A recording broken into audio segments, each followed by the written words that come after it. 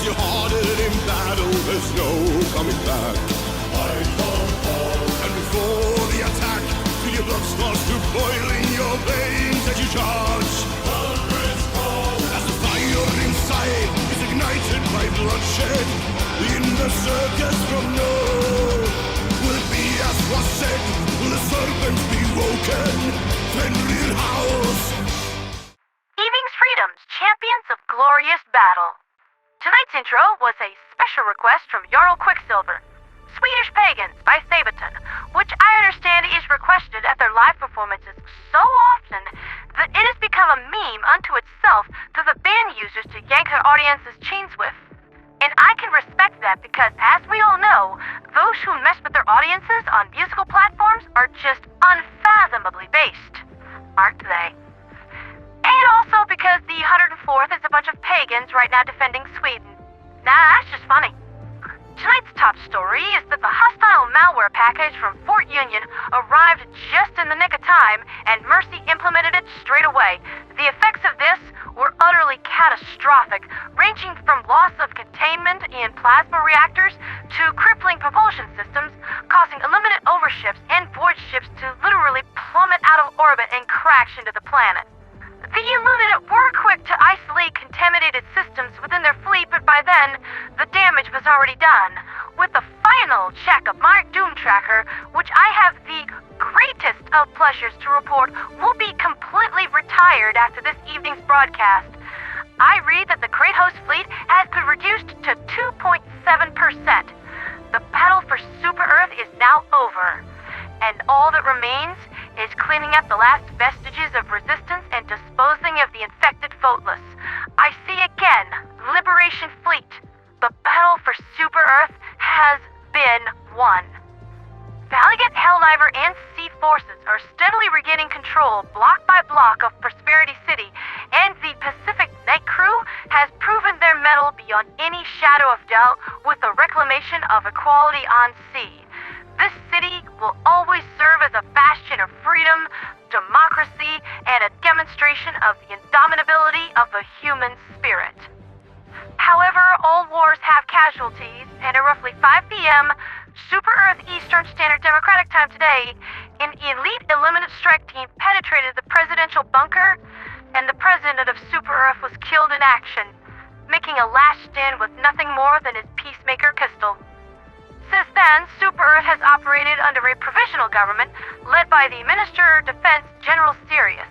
It is expected that, once this current catastrophe has been brought to a close, an emergency election will be held to fill the vacant seat of our Commander-in-Chief. I am greatly saddened by this. It's my understanding that the President of Super Earth was truly a decent man who cared deeply for the lives of everyone in the Super Earth Armed Forces. The 60-day plan to improve our weaponry was his brainchild, and yet we still couldn't save him. I will miss him greatly. I think I can echo the sentiment of my brother news channel, The Galactic War. Be merciless, Helldivers. Cut the squids down. All of them. Be thorough. Speaking of putting the Illuminate on the endangered species list, there's some news from Gunvald's corner of Super Earth today.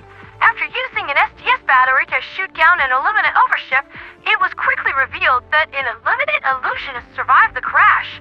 And we couldn't well be having that now, can we? I mean, what would the HOA say? I mean, something like that, just roaming free? It scares the heck out of the kids. This elite penal squad, known as Hussar Squad, cornered the Illusionist and took his life.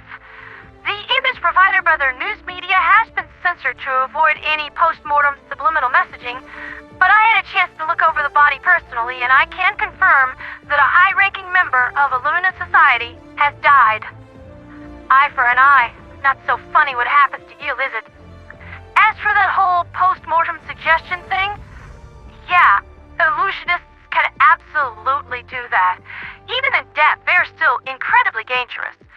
Some among them can even cause the latent psionic field their consciousness generates to implode so violently that it will cause injury to anyone nearby upon their death.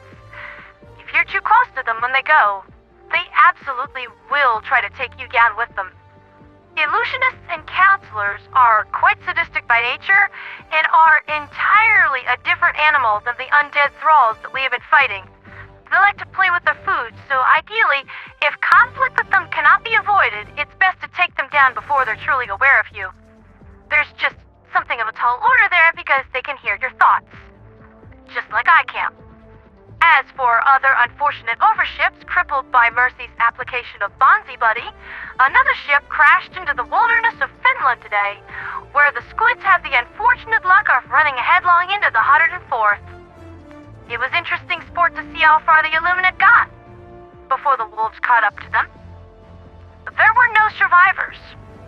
But that's been Liberty's latest with me, ponderatheradioangel. I'm sure I'll have further news tomorrow morning on domestic affairs, but right now, Helldiver's, go ahead and focus on cleaning up the last bits of ink on our fair world. You did good. For liberty, for freedom, for democracy, and for Super Earth.